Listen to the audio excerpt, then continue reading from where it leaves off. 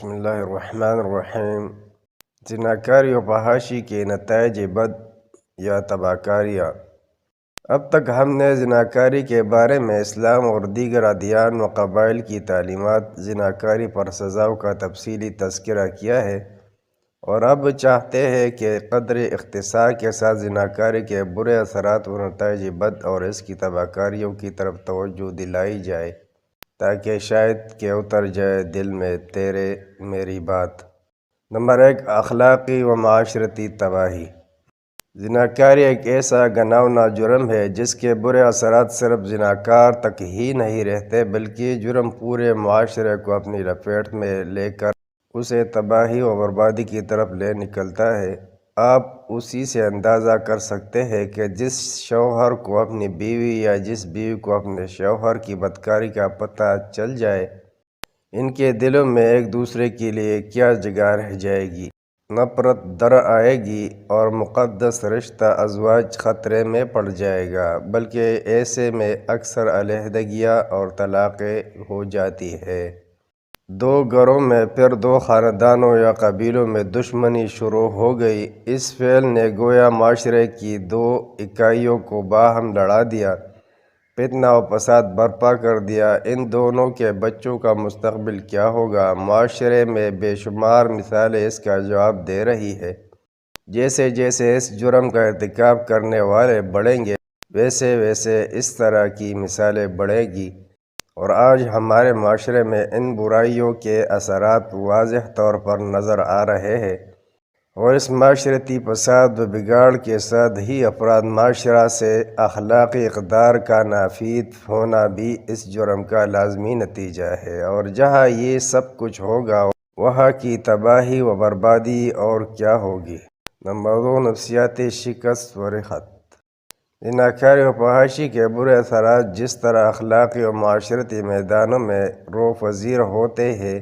اسی طرح افراد معاشرے کی نفسیاتی شکست و رخت کا باعث بھی ہوتے ہیں۔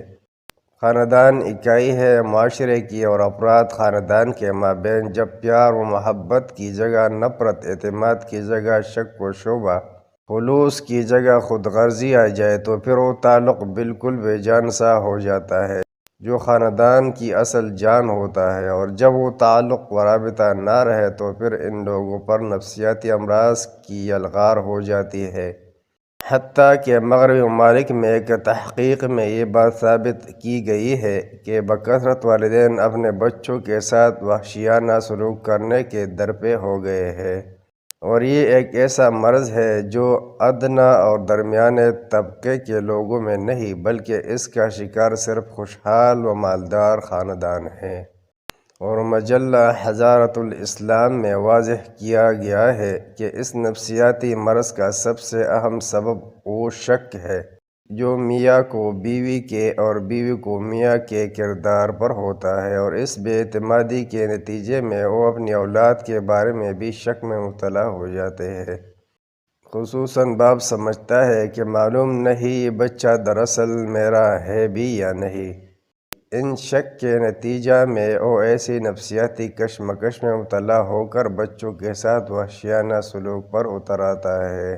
نمبر 3، جسمانی امراض مہلکہ۔ فحاشی زنا کی شکل میں ہو یا لواطت کے انداز سے، ہر دو کا نتیجہ طبی طور پر بھی بڑا بھیانک ہے، اور آج یہ بات ثابت ہو چکی ہے کہ کتنی ہی بیماریاں ایسی ہیں جو انسانی جسم کو اس فعل کے نتیجے میں لگتی ہے۔ ان امراض میں سے امراض تناسلیہ و باطنیہ بڑی خوفناک شکل میں پھیل رہی ہے، اور مغربی و امریکی ممالک جہاں فحاشی عام ہے وہاں لاکھوں لوگ اللہ کی بے آواز لاٹھی کی زد میں آ چکے ہیں، لاکھوں مر رہے ہیں، لاکھوں زیر علاج ہیں، ہزاروں ہسپتال ان جنسی امراض کے لیے خاص کیے جا چکے ہیں، اور لاکھوں کی تعداد میں وہ بچے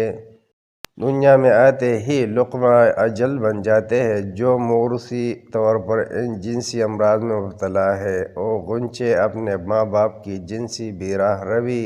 اور امراض کے نتیجے میں بن کھلے ہی مرجھا جاتے ہیں۔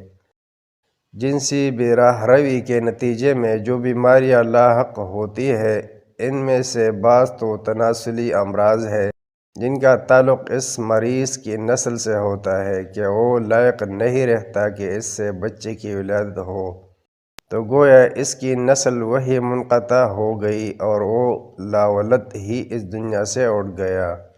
ان تناسلی امراض میں سے ایک تو سیلان کا مرض ہے اور دوسرا زہری، جبکہ اس فحاشی کے نتیجے میں ہی بعض باطنی امراض بھی لاحق ہوتے ہیں، جن میں سے ہی سوزش جگر بھی ہے،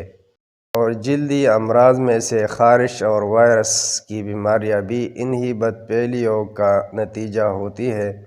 بعض میڈیکل ریسرچ اور رپورٹس میں کہا گیا ہے کہ 90% امریکی عوام ان جنسی امراض میں مبتلا ہے، اور انسائکلوپیڈیا بریٹنیکا دائرہ معارف برطانیہ میں ایک مقالہ نگار نے لکھا ہے کہ وہاں کی سرکاری ہسپتالوں میں 1 لاکھ زہری کے مریضوں کا علاج ہو رہا ہے، جبکہ ہر سال 1,60,000 مریض سیلان میں مبتلا ہو جاتے ہیں، اور جنسی امراض کے علاج و معالجے کے لیے صرف برطانیہ میں 650 ہسپتال مخصوص کیے گئے ہیں، جبکہ ان سرکاری ہسپتالوں پر مستعد غیر رسمی و غیر سرکاری ڈاکٹروں کے نتائج ہیں، جن میں یہ بات واضح طور پر آئی ہے کہ ان کے پاس آنے والے مریضوں میں سے 61% ایسے لوگ آتے ہیں جو مرض زہری میں مبتلا ہوتے ہیں اور 9% مرض سیلان میں۔ انسائکلوپیڈیا میں مزید لکھا ہے، صرف امریکہ میں 30 اور 40 ہزار کی درمیانی تعداد میں ہر سال وہ بچے مرتے ہیں جو اپنے والدین کے مرض زہری میں مبتلا ہونے کی وجہ سے موروثی طور پر ہی زہری کے مریض پیدا ہوتے ہیں۔ غرض سیل یا دق کو چھوڑ کر دوسرے کل امراض میں ٹوٹل جتنے لوگ مرتے ہیں، ان کی نسبت صرف مرض زہری میں مبتلا ہونے والوں کی تعداد زیادہ ہے، اور ماہرین و مسؤولین کے اندازے کے مطابق نوجوان طبقے کے 60% لوگ سیلان کے مرض میں مبتلا ہیں، جن میں سے شادی شدہ اور غیر شادی شدہ سبھی لوگ شامل ہیں، اور ماہرین امراض خواتین نے کہا ہے کہ عورتوں کے اعضائے جنس پر جو کل آپریشن کیے ہیں، ان میں سے 75% اور 80% عورتیں ایسی تھیں جو مرض سیلان سے متاثر تھیں۔ ان سب سے بڑھ کر آج کل کا مرض ایڈز ہے، جو اب بہت مشہور بھی ہو چکا ہے، اور جس کے بارے میں لوگ بہت کچھ جان بھی چکے ہیں کہ اس کا کب انکشاف ہوا، یہ کیسے ہوتا ہے اور کیسے پھیلتا ہے، اور مریض کو کہاں پہنچا کے چھوڑتا ہے۔ اس لیے ہم نے اس سے متعلقہ ڈاکٹروں اور ماہر طبیبوں کی لکھی ہوئی کتب اکٹھی کی ہے، جو کہ ایک متعدد تعداد میں ہے، اور ان میں اس خوفناک مرض اور دوسرے جنسی امراض کے بارے میں معلومات کا بہت بڑا ذخیرہ موجود ہے۔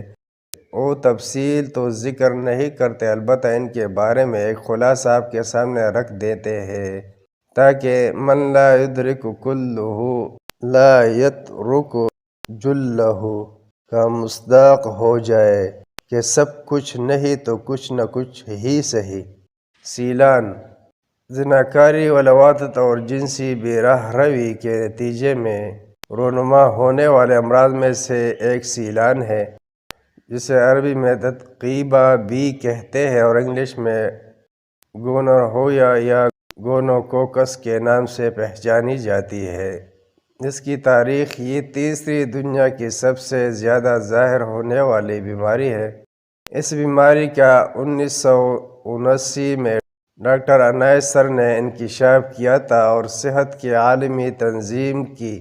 1975 کی رپورٹ کے مطابق دنیا میں 250 ملین لوگ اس مرض میں مبتلا تھے، اور امریکہ کے ریسرچ سینٹر کی رپورٹ کے مطابق صرف امریکہ میں ہر سال 3 ملین لوگ اس مرض کا لقمہ بنتے ہیں، اور غیر سرکاری کلینکس میں علاج معالجہ کروانے والے لوگوں کی تعداد کا باریک بینی سے اندازہ لگانا ہی مشکل ہے، اور 8% افریقی عورتیں اس مرض میں مبتلا ہیں، جبکہ پیشہ ور عورتوں میں سے 90% سے زیادہ اس مرض کا شکار ہوتی ہے۔ اور اسے متعدی مرض شمار کیا گیا ہے، اور بتایا گیا ہے کہ جنسی افعال کے نتیجے میں ایک سے دوسرے شخص کی طرف منتقل ہوتا ہے، اور یہ لواطت جیسی جنسی بے راہ روی سے زیادہ پھیلتا ہے۔ یہ مرد و زن کے علاوہ بچوں میں بھی ہے۔ اس کی بڑی بڑی علامتیں اعضائے جنس پر غیر معمولی خارش، جلن اور ان سے پیپ کا خروج ہے، اور ان مریضوں کو پیشاب کرتے وقت تکلیف ہوتی ہے، جوڑوں میں درد اور درجہ حرارت بلند رہتا ہے۔ یہ آنکھوں کی سوزش کا باعث بھی ہوتا ہے۔ اس کا انجام: سیلان کے مریض مرد و زن دونوں ہی جماع کرنے سے قاصر ہو جاتے ہیں، جبکہ بالآخر ایسے مرد و زن نہ صرف جماع کی قدرت سے محروم ہو جاتے ہیں بلکہ وہ دونوں ہمیشہ کے لیے بانجھ بھی ہو جاتے ہیں۔ اس کی قدامت: ڈاکٹر باخوری نے اپنی کتاب الامراض المتناقلہ عبر الجنس میں لکھا ہے کہ اس جنسی وبا یعنی سیلان کا ذکر 5ویں صدی قبل مسیح میں شیخ الاطباء البقرات کے یہاں بھی ملتا ہے، اور رومن امپائر کے سقوط سے تھوڑا پہلے جب روم میں اباجیت و بے راہ روی عام ہو گئی تو اس وقت کے رومی حکیموں نے بھی اس مرض کا ذکر کیا تھا۔